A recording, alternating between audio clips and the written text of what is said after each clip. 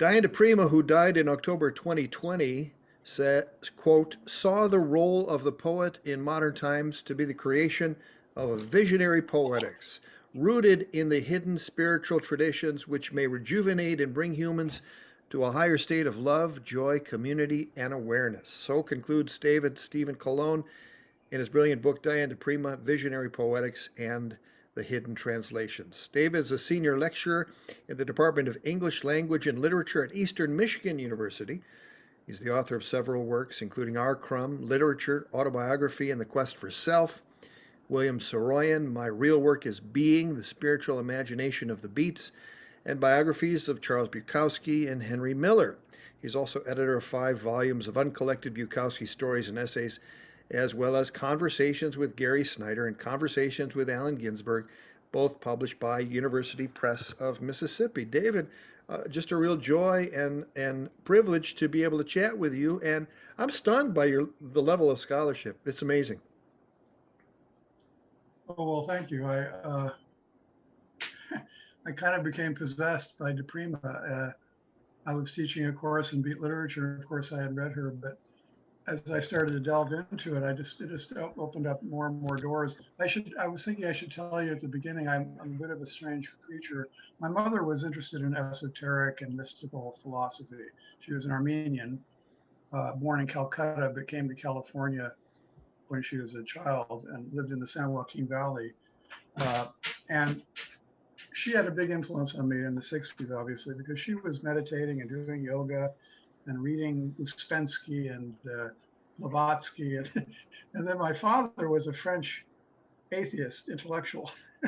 So in a way, in discovering di Prima, I was exploring some of the interests of my own background, you might say, but also trying to present it dispassionately. You know, I'm not trying to take sides or advocate, or I think I try to present her thinking and philosophy very objectively, if you will.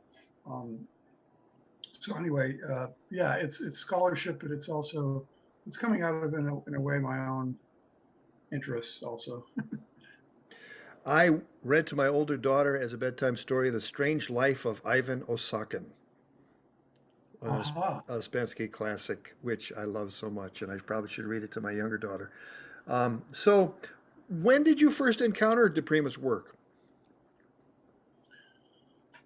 Well, of course, I knew about her since I had been reading the Beats since I was a teenager. I started reading Kerouac when I was 17, and I was reading Dostoevsky and Henry David Thoreau and all the classic world writers, but I also discovered Kerouac and Ginsberg, and I knew about her. I don't think I really started reading her work, as I said, until I started teaching this course in beat literature about 7 years ago, and I became interested in her from that, actually.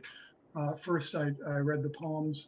They're in, you probably know Ann Charters as a little anthology, The Portable Beat Reader, and there was some work by di Prima in there.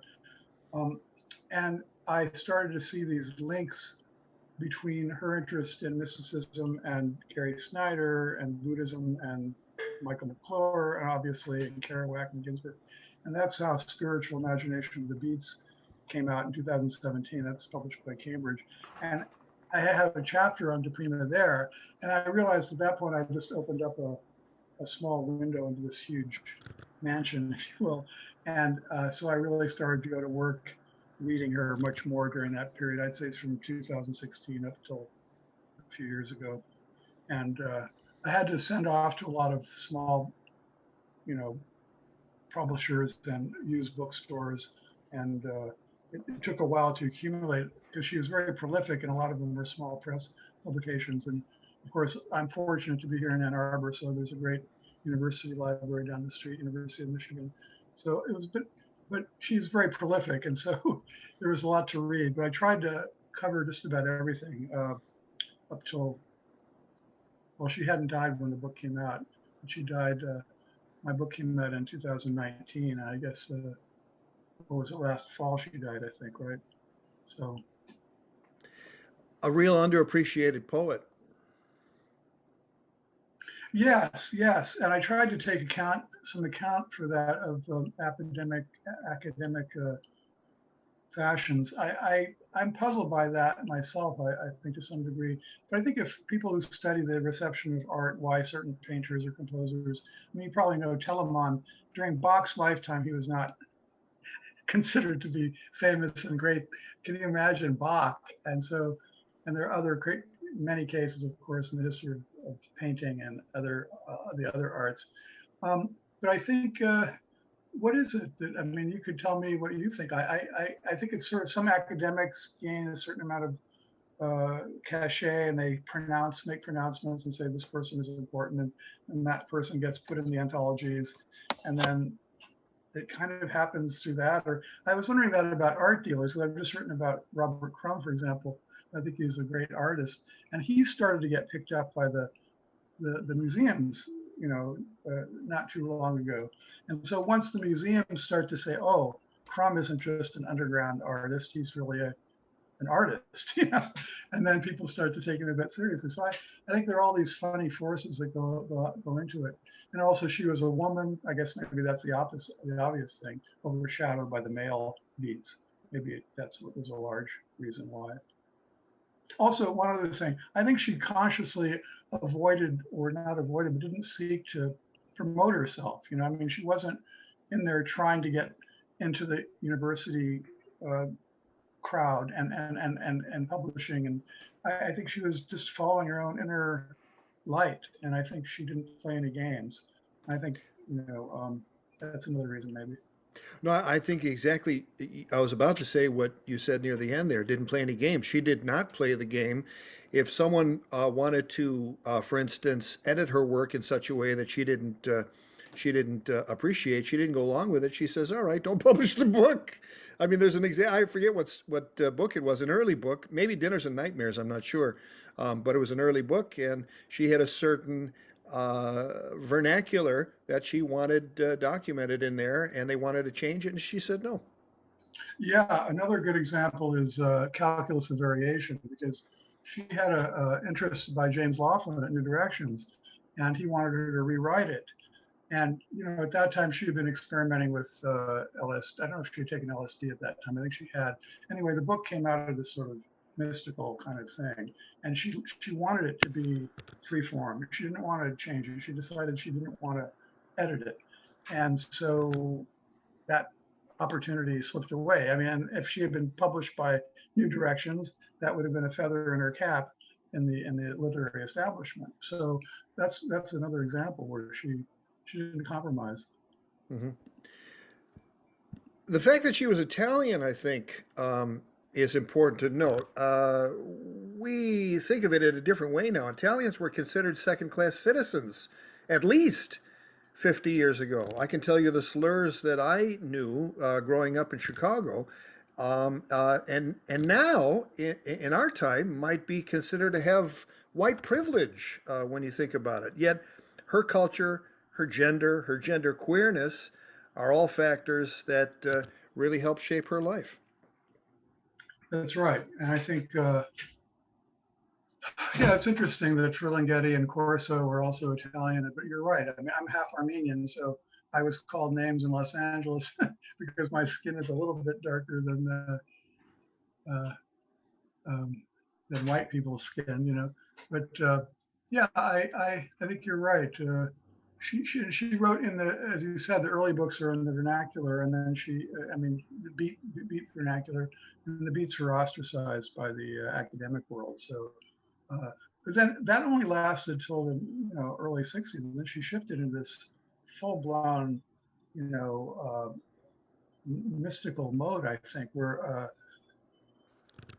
she's not talking about groovy chicks and pads and far out anymore. She's just, wow. It's like, so I think that was that quote beat period, whatever that means, at least as far as the language goes, was relatively small, very small temporal part of her life.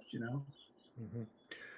What what may have been another shaping factor in her life is you I either allude to or outright say that she was sexually abused, and you also talk about how the shamanic path often involves some kind of early wounding, some kind of early experience that that shifts the path for a person and puts them on a sometimes a shamanic path. You want to talk about that? Yeah, I mean, I want to be careful about invoking shamanism. I realize how loaded that is, but there is a sense in which the way she talked about her early vocation of poetry, that she felt called to it at adolescence, and then felt herself to be therefore splitting off from a quote normal life, struck me as being similar to that moment when the shaman realizes that he or she is called to a different world, you might say. And I think that she talks about John Keats in particular. She was reading Keats, and with a group of her friends, she participated in these sort of seances at Hunter High School, which was this very elite school in New York. She was a very brilliant student, and so she was able to go to this school. And one of her friends was Audre Lorde, the Black poet, and they did seances where they would try to contact Keats and Shelley and that sort of thing. So yeah, I think the woundedness. Yeah, of course, there's that famous essay by Edmund Olson about Philip TV's in the bow. The wounded, the cliche about the artist. I don't want to push that too much, because I think you don't have to be wounded to be an artist, but I think there is a sense in which she was overcoming a lot, and I think that this sense of trying to heal yourself, I think, maybe through art and through knowledge and through mystical exploration. Uh, yeah, I don't know. That's the big question there. Whether people who are called to that sort of spiritual life, I guess you could say, if you were not missing something, you wouldn't search, right? So I'm always wondering about people who are the well-adjusted American citizen, who wakes up and ready to go to work and, mows the lawn, and they're happy with watching TV, and that's all they look for. They're not missing anything, I guess. They're happy with the real world. And yet that's sort of what the Zen Buddhists say. You should be happy with, you should chop wood, carry water. So there's a kind of paradox there. But yeah, I think that, yeah, again, I don't want to limit it to being wounded or psychological trauma that makes one search for things in life. But I think that in her case, I think it did. Uh, I love how you use lawn mowing as sort of the example of the bourgeois life, mowing I the just did it yesterday. lawn. So you know from experience. Yeah. Oh my God. You relate a story that she was 12 and she just had a moment of tremendous sadness because she knew she was going to be a writer and a poet, and she knew she was going to be separated from her life. So there was a tremendous sadness, and this is at age 12. I mean, that's that's pretty telling. I mean, it says a lot about her, that story that you have in the book about that. Um, you mentioned Audre Lorde. June Jordan was a friend.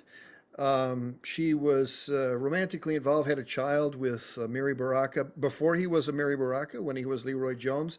So another phrase in use today that we would say she was involved in probably her whole life was intersectionality. Is that valid? Oh, yes, if I understand that term properly, I think you're right, because she does line up, doesn't she? As you said, Italian, being part. She wasn't part of the underclass. Her father was a lawyer, and they had enough money to. They weren't wealthy, but she wasn't poor.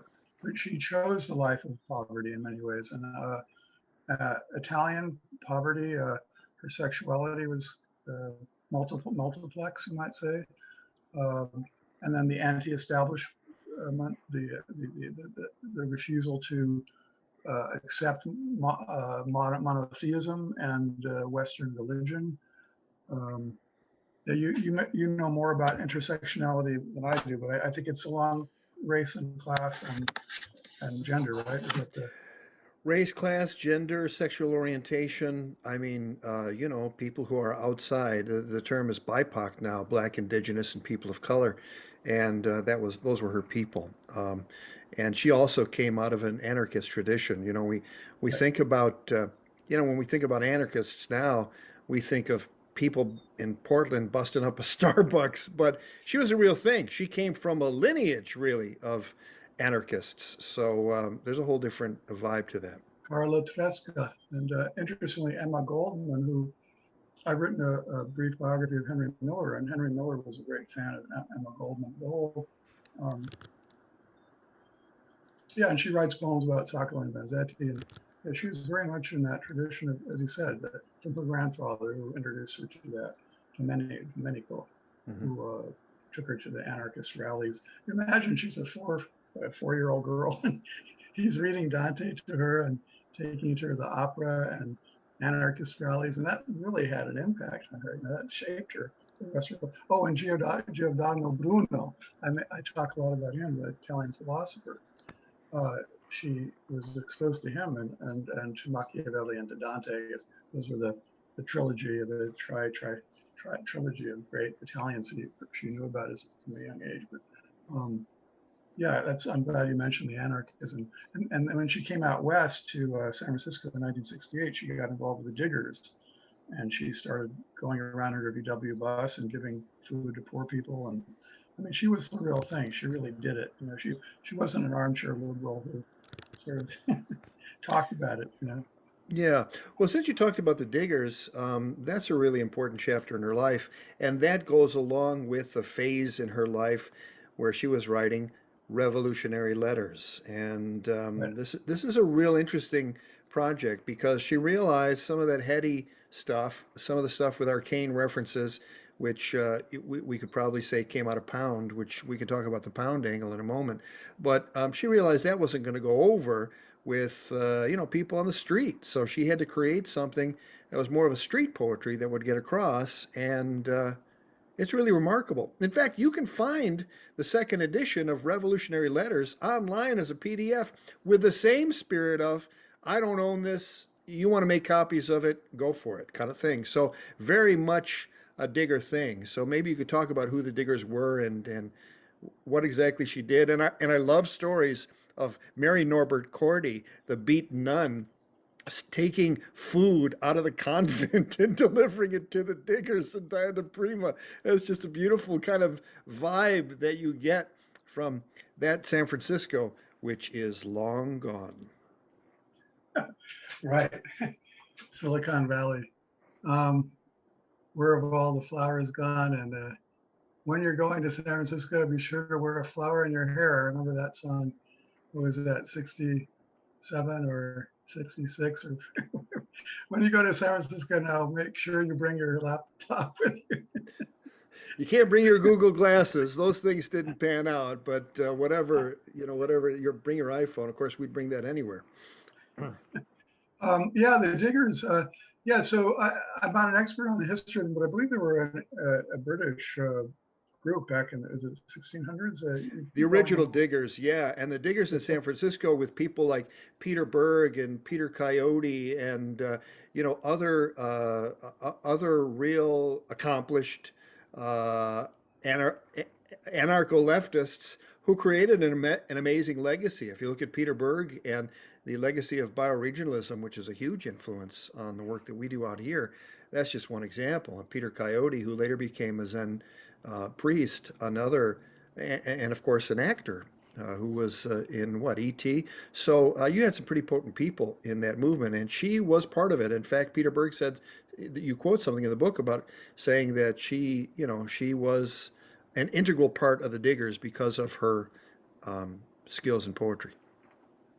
Yes, and your point about the shift in audience to writing for people in the streets, so to speak, with revolutionary letters is interesting because she was aware that her poems had become very, not so much abstruse, but that she had been reading alchemy and, Sir Isaac Newton and Heinrich Cornelius Agrippa and John Dee, these Renaissance wizards and magi, and spiritual esoteric philosophers, and that absorbed this rather complex, and Hermes Trismegistus and Egyptian wisdom, and all this is just all over her poetry. And so suddenly she's out in the streets talking to people, and she realizes I have to shift my, I have to be more direct, and that's what she does. Although in Revolutionary Letters, there's quite a bit of this lore, if you will, of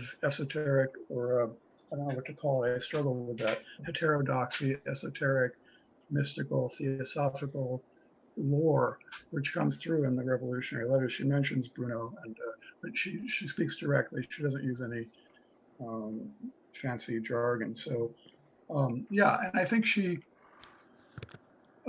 yeah, how do you, this is the problem for any mystical person, I suppose. How do you live in the world and not be of the world? And yet, if you're an anarchist and you want to have political change, you can't just go off by yourself. You have to be engaged, or what Jean-Paul Sartre, engagé, existential. So she did go off to a commune for a while, the Black Bear Commune in 1970, at a point when the FBI was after her, and she also was, I think she wanted to take a breather from the political situation in California. So, but yeah, so that's the compromise. She keeps being a mystic, if you will, or a thoughtful, philosophical person, but also she keeps being politically engaged, and I think she does that by, in a way, writing two different kinds of poetry, simultaneously. Mm-hmm. A hermetic person running a food bank essentially is part of the core of who she was. There's something early in the book, I think it's in the introduction, and it might give us a clue as to why she had to go back several centuries maybe to get some answers. And there's a quote from Ginsberg. Yeah, it's in the introduction. And the quote is that the East did not go through the dark ages, through the destruction of the wisdom transmission principles, and the West did have a breakdown. And that this quote shows up in a book like this explains a lot about the foundation of her poetics, her cosmology, her life's work, and her life's work is what you call a new scripture for the beat or hippie generation and beyond. Because when I look back at the 60s and the promises and the possibilities of the age of Aquarius, and then think about the last 4 years that we just went through with a guy who can't even put his pants on, in the right way. It's mind-boggling how much I've taken for granted that is not to be taken for granted. So that breakdown in the wisdom transmission in the West, not in the East, and how she was true to her roots by going into picking it up where it was dropped, maybe. Yes, I'm glad you brought that up also. I mean, again, the title, Hidden Religions, I'm taking that from her. She gave a course at the New College in California, which she called the Hidden Religions and the Literature of Europe. And that's exactly what she's trying to do. How can I retrace this hidden spiritual tradition that got repressed by the church, basically? And then, as you said, contrasting it to the Tibetan traditions, which continued without interruption. So in a way, when you think about it, pagan Europe, what happened? I mean, the Church of Rome replaced the pagan Romans, right? And then basically what you get is a continuous burying of those older traditions. So I think, and she goes back, she goes all the way, she actually went even further back in that course that she taught, to the Stone Age.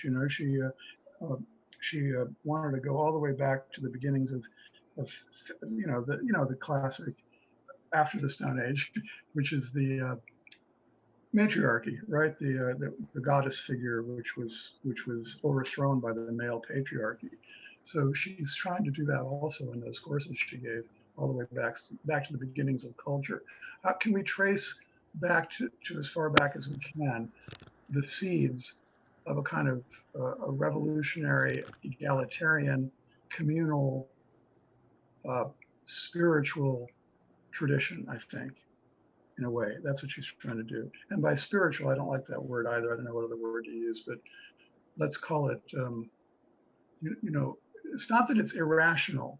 It's not, she's not against science. She was a very bright girl. She got A's in calculus and physics. In fact, she wanted to be a physics major originally. So it's not that she's against science, but she's against this sort of, this only analytical, reductive, ultimately destructive way of being in the world, which our culture is about to destroy itself because that's the way we've been going. I think so. That's part of it. That was a long answer, but sorry. No. Reductive materialism, or what Rupert Sheldrake would call scientism. You know, Yeah. using science in a very dogmatic way, which Sheldrake challenges time and time again, is tarred with the brush of pseudoscience. But he's really asking some very important questions that scientists. It makes a lot of scientists a little uneasy, and I'm sure De Prima had the same effect. That she visited Ezra Pound as a young poet is really noteworthy. Can you talk about that and how Pound was to shape her work and her whole life? Yes. She interesting story actually. Uh, Sherry Martinelli, who was this Italian bohemian person who apparently became the confidant or slash mistress of Pound. She she visited she visited Pound with her, and I think 1955. I think I got my dates right, and then or 56, and went to St. Elizabeth's in Washington D.C., where he was in the bug house, and spent 2 weeks with him actually. And she had been reading his poetry. I think she had written him a letter and sent him some of her poems. And so he was. I think that obviously the Imagism movement, the idea of putting the thing before the reader, the ideas, no ideas, but in things, that sort of poetics was important to her. And then also it strikes me, I hadn't thought about this, but it struck me that Pound was what's the word? A Phil, you can say Philhellene, someone who loves Greece, but what is someone who loves Italy? A Phil Italian, that he lived in Rapallo and of course knew Italian and lived in Italy for many years. And And was also, ended up there. yes, Yeah. and also was notable for rediscovering the works of Antonio Vivaldi, the great Baroque composer. He was, so I think that may have also made him attractive to her. But yeah, I would think it was the Imagism, but also interestingly, and this is what I really didn't know about, that Pound had a kind of interest in these same esoteric traditions. I had not known that. In all my readings of Pound, I had never connected that to him, that he talks about Robert Grosseteste, this philosopher of light, and he goes back to the Eleusinian mysteries in Greece and Gnostic kinds of ideas. And so I think that was attractive to her as well. We find that Pound influence in her abbreviations, writing YR for your life, YR life. We also find it coming up very early, almost at the very beginning of Loba, her epic poem, which many people see as a sort of female rebuttal or counterpoint to Allen Ginsberg's Howl, which was a beautiful poem for her. She said that it was an amazing revelation to be able to see that and realize she wasn't alone. There was a real counterculture. But Pound in Loba showing up right away with her referring to Flint, I think in the second poem in the book. Yes, and that Pere Vidal business about the wolf, the Loba, right?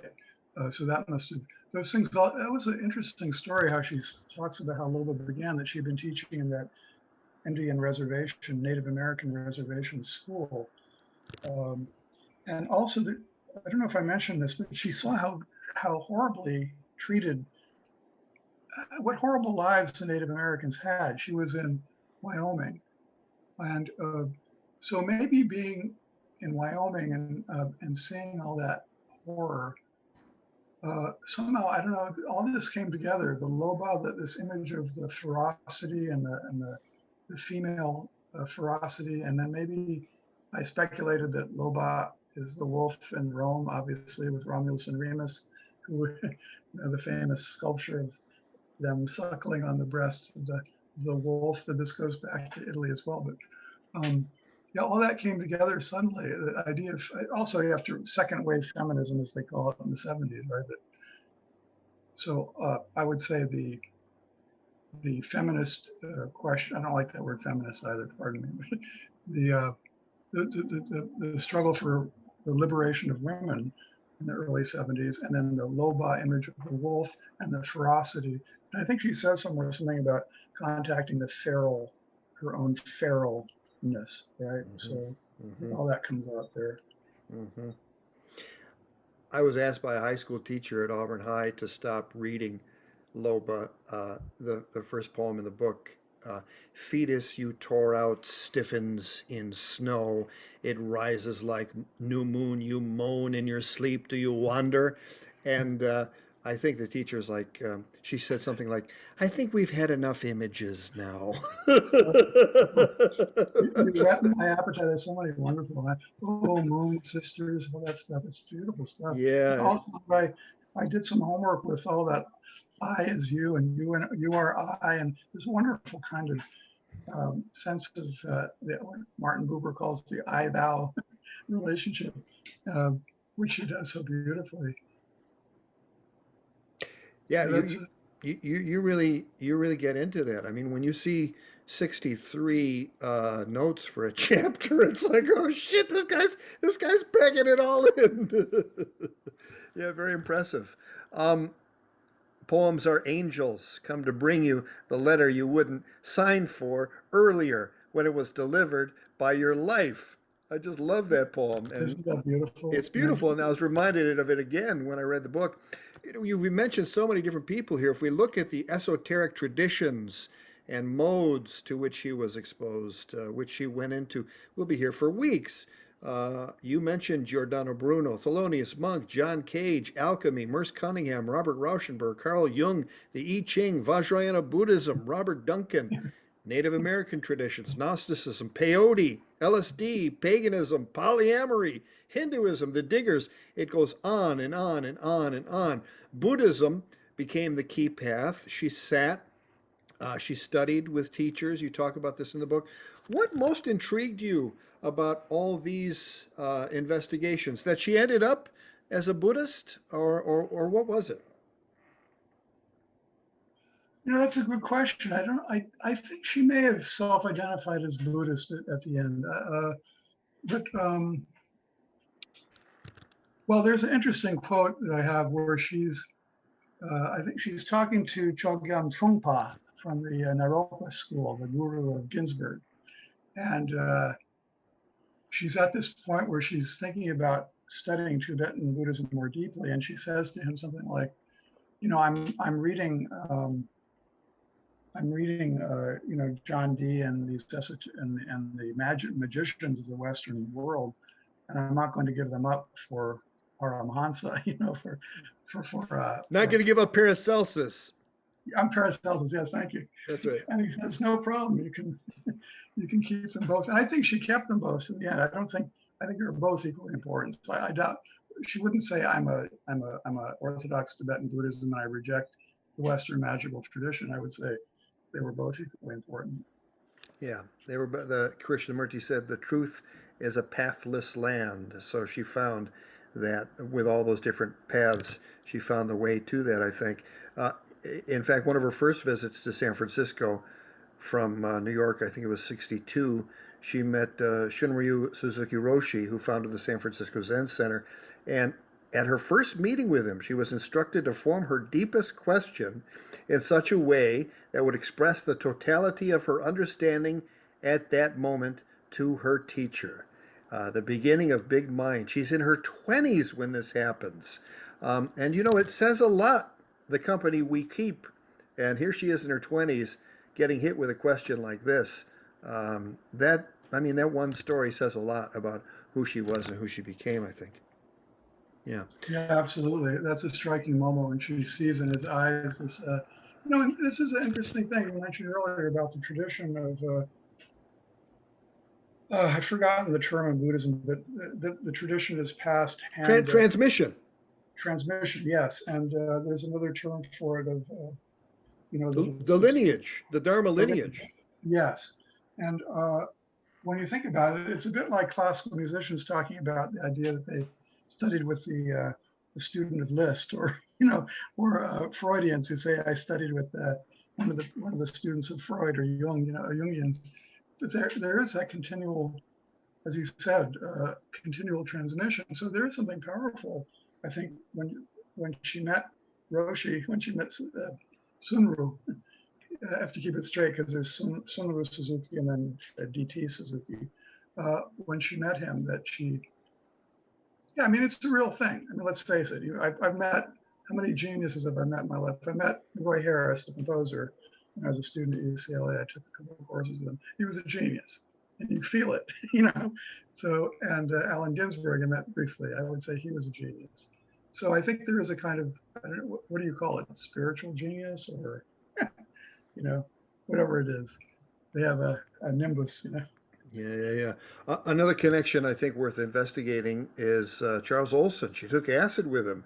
There's a beautiful picture of him and her where he's got his arm around her. He must be twice her size, both in width and height. His own method, described in the essay Projective Verse, meshed very well with her penchant for, quote, emphasizing spontaneity, randomness, improvisation, and the experience of each moment's intensity as it unfolds in time. You say that there's a spiritual freedom in this.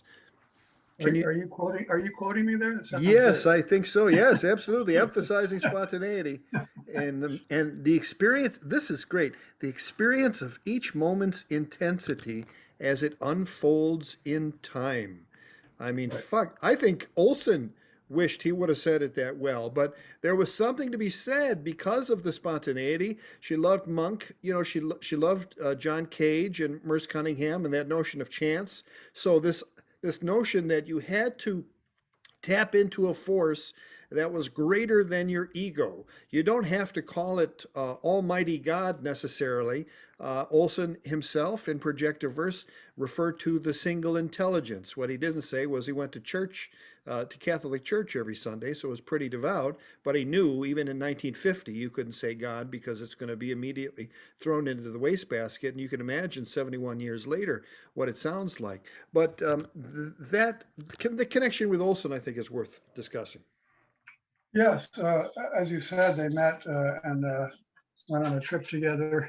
I think I recount this humorous episode where he was eating like 5 steaks and 4 bottles of wine, and I mean, he was a large creature. And as you say, that famous photograph, she's this tiny little bird, sort of.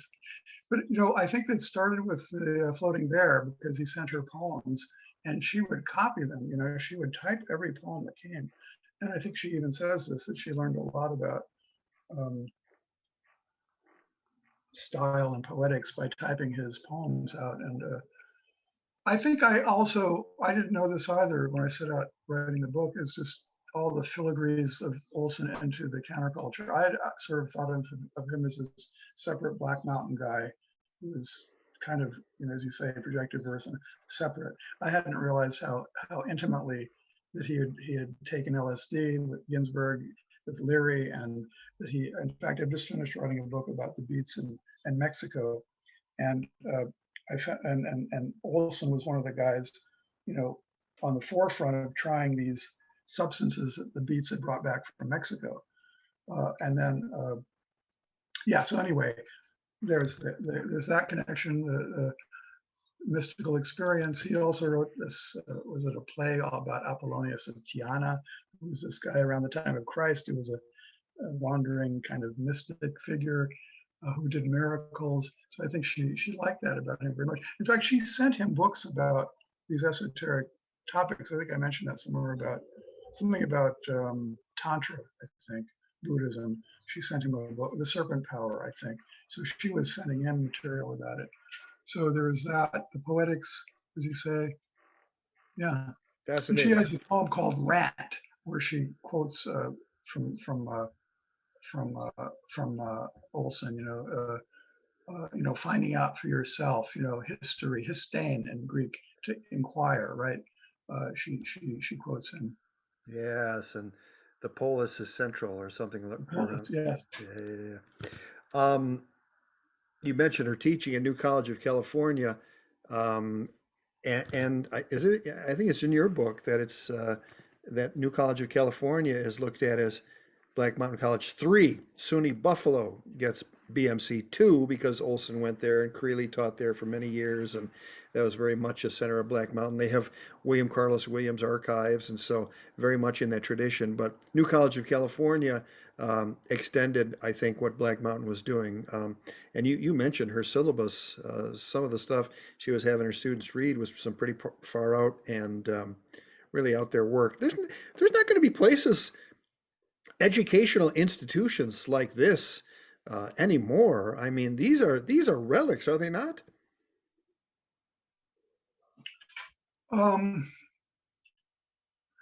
Well, there are a few people. There's a guy at Southern Methodist University. I have his books. His name escapes me now, but he's been exploring. He went to the University of Chicago, and he's been exploring sort of these mystical, underground, esoteric themes. There's another guy named Eric Davis who has written that sort of about mutants and mystics.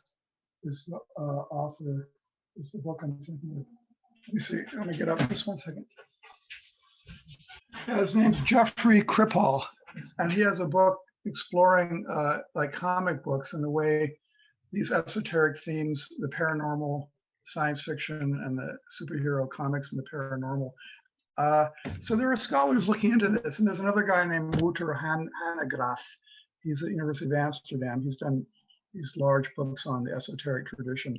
I think, oh, in fact, there's a new book, which, because I'm also trying to write something about Black esoteric philosophy, African American. There's a new book out just now describing the esoteric tradition in Black literature and thought also. Mm-hmm. So I think it, you know, there are people like you and me who are, we're still around, and we lived through the 60s, and there's stuff from the 60s we want to probably forget about, and many people went too far, and they went too far in the wrong direction. Mm-hmm. But there was a real opening up of consciousness during that period. And in fact, even people like Paul Feyerabend, I mentioned him, he was a very central guy. He taught at UC Berkeley in the philosophy of science department. I quote him several times because he has that book Against Method. And Feyerabend comes very close to many of the ideas that di Prima is talking about. And he was, not an establishment philosopher, but he was, how do I say, he wasn't on the fringes. And yet I think there are many connections there. And then books coming out on mindfulness and, how to increase corporate profits by, it's kind of started to infiltrate the culture, I think. Yeah. 2 fun facts. She'd like to keep her own books so she could mark them up. And 2, she has more unpublished material than published work, thinking it was more important to do the work because it could be published later.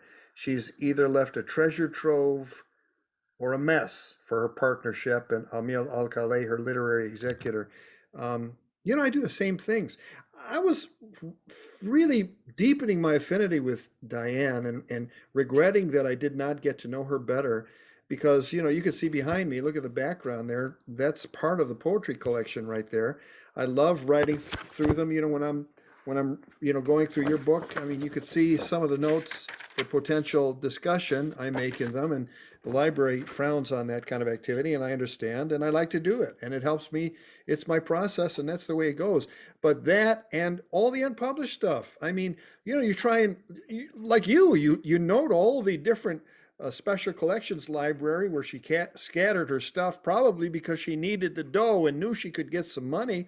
But it's an interesting, those 2 facts say a lot about her, don't you think? Yes, and I mentioned there is one unpublished novella that I talk about called Not Quite Buffalo Stew, which is, I got from, I think UC Berkeley, I can't remember. Michigan, I think that was in Michigan. Was it from Michigan? Okay, thank you. And it's a very funny, fascinating novella. And actually, I've been in contact with Amiel. I would like to, okay, here, let me put it this way. I'm convinced that there are several very good books that should be published that she's finished. There's one about Shelley. This thing about studies in alchemy fascinates me. What is that about? The lectures that she gave at the new college, which are at North Carolina, I listened to many of those on tape. Many of those, to me anyway, are fascinating. I mean, for example, she was into Robert Flood.